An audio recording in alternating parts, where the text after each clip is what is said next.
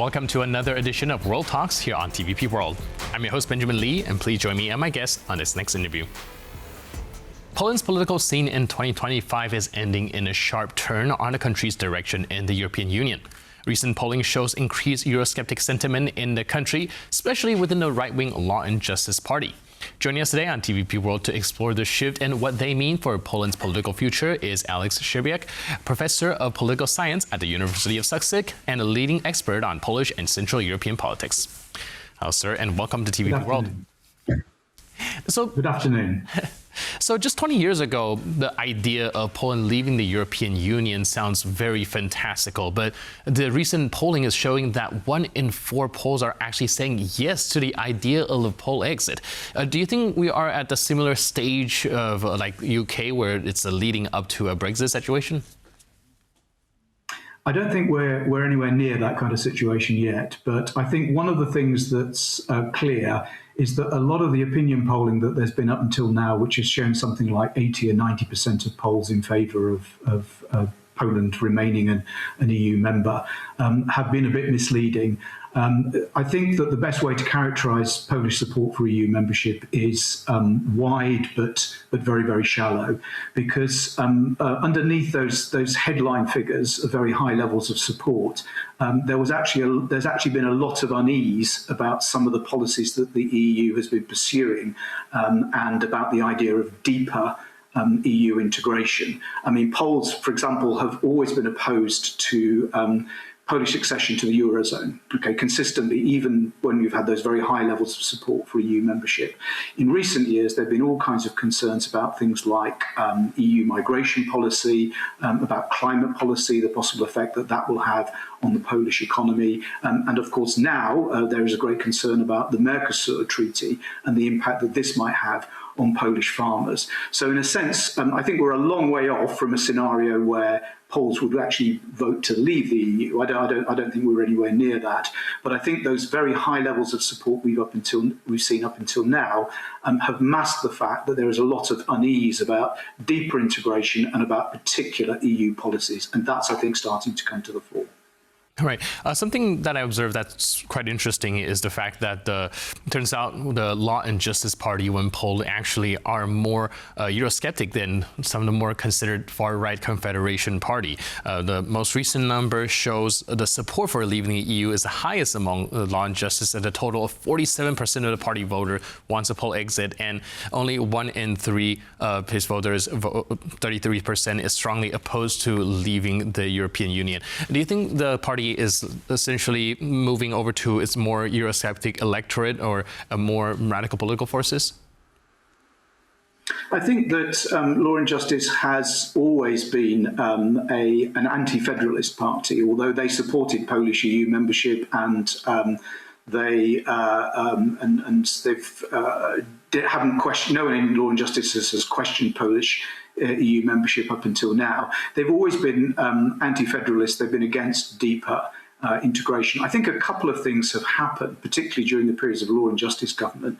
One of them is there's been a concern about the cultural shifts that are taking place within the European Union. So one of the ways that the European Union was sold to Polish conservatives was that there's going to be no impact in terms of Polish moral cultural issues, things like abortion. And I think there is an increasing concern that the EU is moving into those areas, and also areas like migration, for example, where this raises the idea that the kind of civilizational choices that people like Law and Justice might want to make, and that a lot of Poles might want to make, are actually different from the ones that are being made in Western Europe. For example, the choice to become multicultural, and a concern that the EU might, through things like its migration pact, force multiculturalism upon Poland, has been one of the drivers of Law and Justice becoming more Eurosceptic. I think the other really important one is that there's been a feeling within Law and Justice that simply that the EU political establishment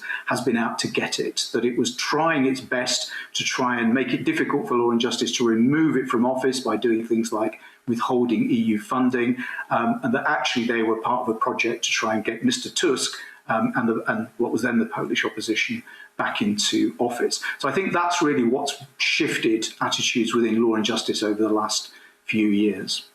And speaking of that attitude shift, we still see like a little bit of divide within the party itself, where there are very strong Eurosceptic sentiments surfacing right now. But we also have figures like the former prime minister, who looks like he's attempting to build a right-wing but more pro-European political project. Do you think that this is going to fragment the party a little bit? It seems like Morawiecki is. It does seem like he's not supportive of the idea of leaving the European Union. Yeah, I think that's right. I mean, I think there is a division within the party in the sense that, I mean, the strategy that was pursued by Mr. Morawiecki was that they would try and decouple those issues where law and justice, the law and justice government and the EU political establishment had different views. So, for example, moral cultural issues. They would say, look, we have different views from the kind of the liberal left cultural establishment. The issues like on the rule of law, you know, we have a different view of our judicial reforms, for example. The EU political establishment say that they undermine the rule of law. We say that they don't. We say that they're actually repairing Polish democracy. But that doesn't stop us from being a constructive European, from us working together on these kind of bread and butter economic issues. And I think by and large, that's probably still the position of Mr. Morawiecki and his faction within Law and Justice. There's another faction within Law and Justice that says, increasingly feels that doesn't work. It's impossible to separate these things out. And pretty much whatever we do, the EU political establishment will have it in for us. They will try and make life very, very difficult for a law and justice government. So I think that's really where the disagreement within the party lies. To the extent to which you can decouple the fact that law and justice stands outside the kind of the liberal left consensus, if you like, and still work with the EU political establishment on these kind of bread and butter issues, or the extent to which you think, well, actually, you know, pretty much whatever we do, they're going to be out to get us. And I think the freezing of the EU funds was a particularly strong argument for that faction, if you like. This was a proof for some within law and justice that it was impossible to separate those two things out, and the EU to get them pretty much whatever they did. Do you think this divide is strong enough to create a fragmentation within the party? Can we see potentially big political figures breaking away or creating factions that go against each other? More than at any point that we've seen for a very long time, probably for about 15 years.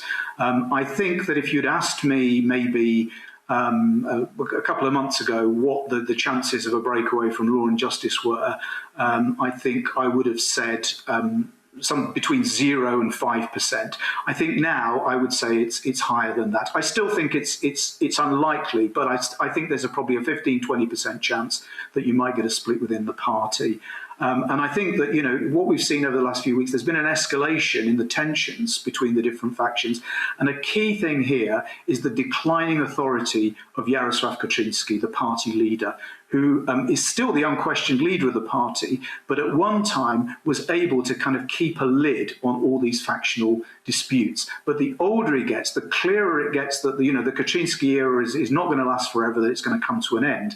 His position as that kind of unquestioned authority figure that holds together not just law and justice, but the Polish right is coming into question. People are now starting to think about the post-Kaczyński era, and this is the point where the different factions within law and justice are starting to get increasingly vocal and position themselves for who is best placed to take over when Mr. Kaczyński goes.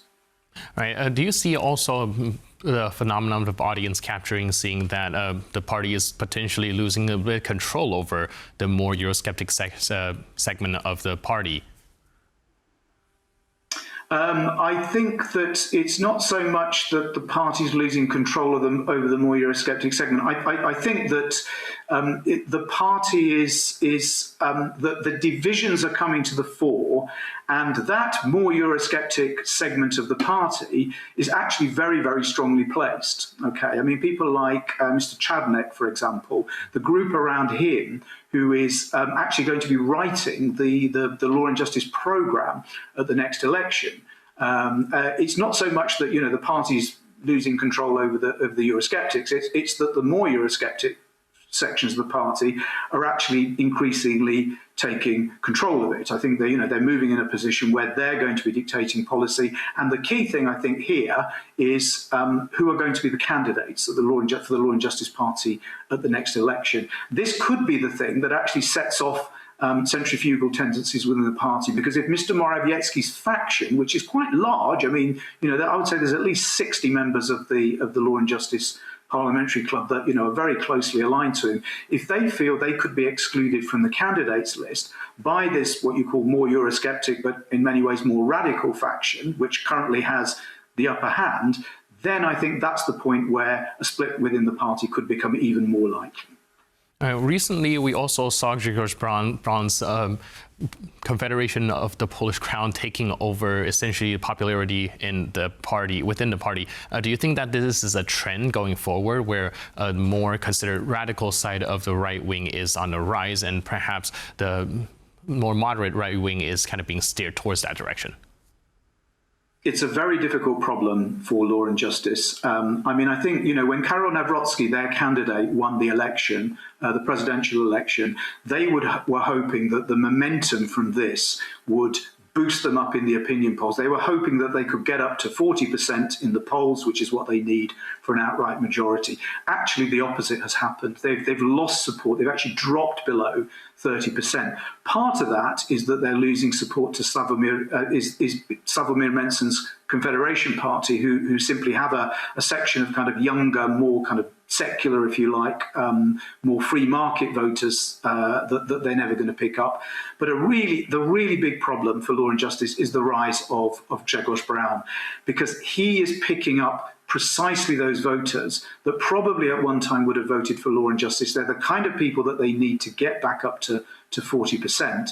But they're increasingly moving over to him. And I think the problem is here that a lot of those voters haven't really forgiven Law and Justice for some of the things that it did in office. In spite of its Eurosceptic rhetoric, it actually, according to these voters, gave in on things like climate policy. It was insufficiently robust in defending Poland's interests in spite of its Eurosceptic rhetoric.